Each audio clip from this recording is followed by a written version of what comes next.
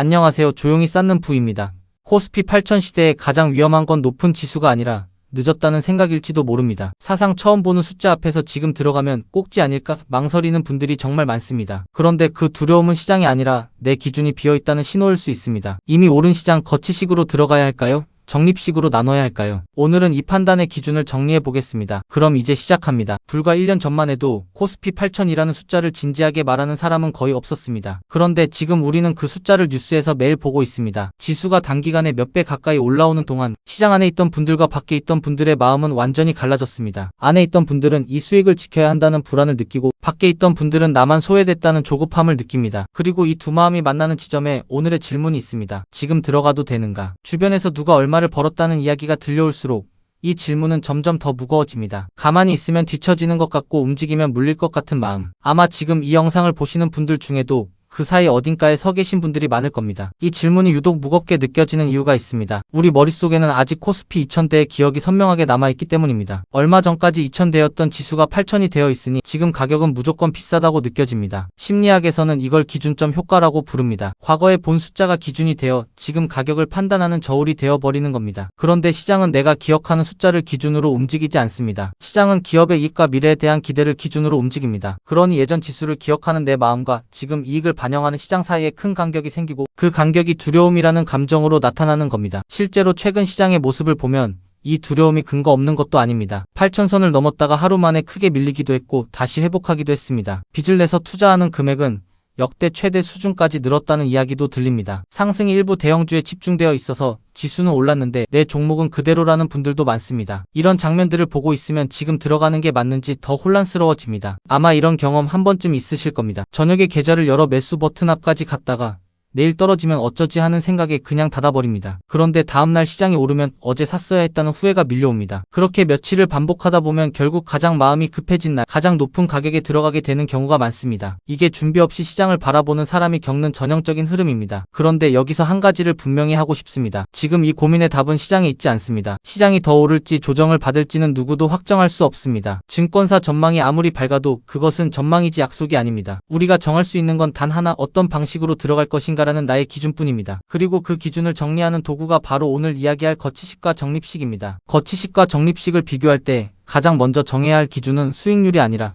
내가 어디까지 견딜 수 있는가입니다. 이 기준을 먼저 세워두고 두 방식의 구조를 살펴보겠습니다. 거치식은 지금 가진 목돈을 한 번에 시장에 넣는 방식입니다. 시장이 장기적으로 우상향한다면 이론적으로는 하루라도 빨리 전부 넣는 쪽이 유리한 경우가 많습니다. 돈이 시장에 머무는 시간이 길수록 상승의 혜택을 더 오래 받기 때문입니다. 실제로 과거 데이터를 보면 긴 기간을 놓고 비교했을 때 거치식이 적립식보다 나은 결과를 낸 경우가 더 많았다는 연구들이 있습니다. 그런데 이 이야기에는 한 가지 전제가 숨어 있습니다. 중간에 어떤 하락이 와도 팔지 않고 끝까지 버틴다는 전제입니다. 숫자 위에서는 누구나 버틸 수 있습니다. 문제는 실제 상황입니다. 예를 들어 은퇴를 앞두고 모은 3억 원을 코스피 8000에서 한 번에 넣었다고 해보겠습니다. 그런데 얼마 뒤 시장이 20% 조정을 받으면 계좌에는 6천만 원의 평가 손실이 찍힙니다. 10년 넘게 모은 돈이 몇 주 만에 그만큼 줄어든 화면을 보면 머리로는 장기 투자를 알아도 손은 매도 버튼 위로 갑니다. 잠이 오지 않고 뉴스를 볼 때마다 가슴이 내려앉고 결국 바닥 근처에서 던지고 나오는 경우가 실제로 많습니다. 그 순간 이론상의 유리함은 아무 의미가 없어집니다. 거치식의 약점은 수익 구조가 아니라 사람의 마음이 그 구조를 끝까지 따라가기 어렵다는 데 있습니다. 반대로 적립식은 정한 날에 정한 금액을 정한 행동으로 나눠서 사는 방식입니다. 매달 같은 금액을 넣으면 시장이 비쌀 때는 적게 사고 쌀 때는 많이 사게 됩니다. 그래서 평균 매입 단가가 자연스럽게 다듬어지고 고점에 전 재산을 태우는 최악의 상황을 구조적으로 피하게 됩니다. 물론 시장이 계속 오르기만 한다면 적립식은 거치식보다 수익이 낮을 수 있습니다. 나중에 산 몫은 더 비싼 가격에 사게 되기 때문입니다. 하지만 적립식의 진짜 가치는 수익률 표가 아니라 투자자의 행동에 있습니다. 하락이 와도 다음 달 매수일이 정해져 있으니 오히려 싸게 살 기회로 받아들이게 됩니다. 공포에 팔고 환희에 사는 그 오래된 실수에서 나를 미리 분리해두는 장치인 셈입니다. 그리고 이 장치의 핵심은 판단할 일 자체를 줄여준다는 데 있습니다. 매달 25일 50만 원 매수라는 규칙이 정해져 있으면 그날 시장이 어떻든 내가 새로 고민할 것이 없습니다. 고민이 없으니 감정이 끼어들 틈도 없고 감정이 없으니 실수도 줄어듭니다. 2020년 코로나 급락을 떠올려 보시면 이해가 빠릅니다. 그때 시장이 한 달 만에 30% 넘게 빠지자 목돈을 넣어둔 분들 중 상당수가 공포를 이기지 못하고 낮은 가격에 정리했습니다. 반면 매달 기계적으로 적립하던 분들은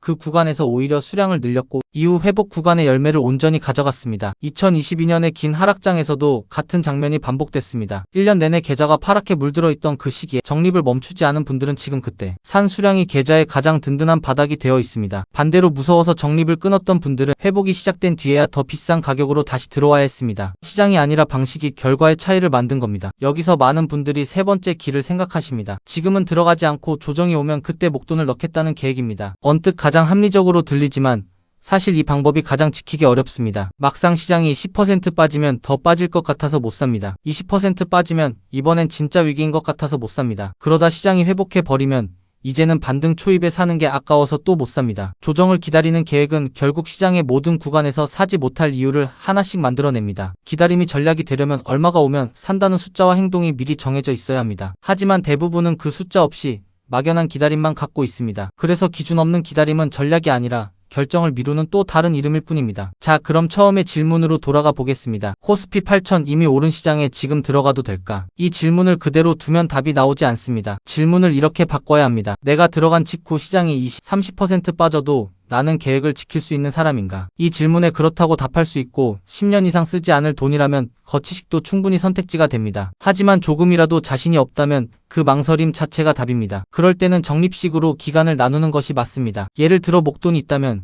6개월에서 1년 정도로 나눠서 매달 정한 날에 정한 금액을 넣는 방식입니다. 이렇게 하면 지수가 더 오르든 조정을 받든 어느 쪽이 와도 내 계획은 흔들리지 않습니다. 오르면 이미 들어간 몫이 수익을 내고 있으니 좋고 내리면 남은 몫을 더 싸게 사게 되니 견딜만 합니다. 어느 쪽으로 움직여도 후회가 절반으로 줄어드는 구조. 이것이 이미 오른 시장에서 적립식이 갖는 가장 큰 힘입니다. 결국 거치식과 적립식은 수익률 대결이 아니라 내 마음의 체력에 맞는 옷을 고르는 문제입니다. 지수가 얼마인지는 내가 정할 수 없지만 어떤 방식으로 들어갈지는 온전히 내가 정할 수 있습니다. 정할 수 없는 것에서 눈을 떼고 정할 수 있는 것을 붙잡는 것. 이미 오른 시장 앞에서 우리가 할 수 있는 가장 현실적인 대응은 이것뿐입니다. 오늘 이야기를 정리하면서 한 가지만 마음에 남기고 싶습니다. 코스피 8000이라는 숫자는 우리를 시험하는 숫자가 아닙니다. 그 숫자 앞에서 흔들리는 건 시장이 아니라 아직 정리되지 않은 내 기준입니다. 지금 들어가면 꼭지 아닐까 하는 두려움도 나만 놓치는 게 아닐까 하는 조급함도 사실은 같은 뿌리에서 나옵니다. 방식을 정하지 않은 채 결과만 미리 걱정하고 있기 때문입니다. 반대로 방식이 정해지면 두려움의 모양이 달라집니다. 시장이 오르면 계획대로 사고 있으니 됐고 시장이 내리면 더 싸게 사고 있으니 됐다고 말할 수 있게 됩니다. 같은 시장을 보면서도 마음이 흔들리지 않는 사람들은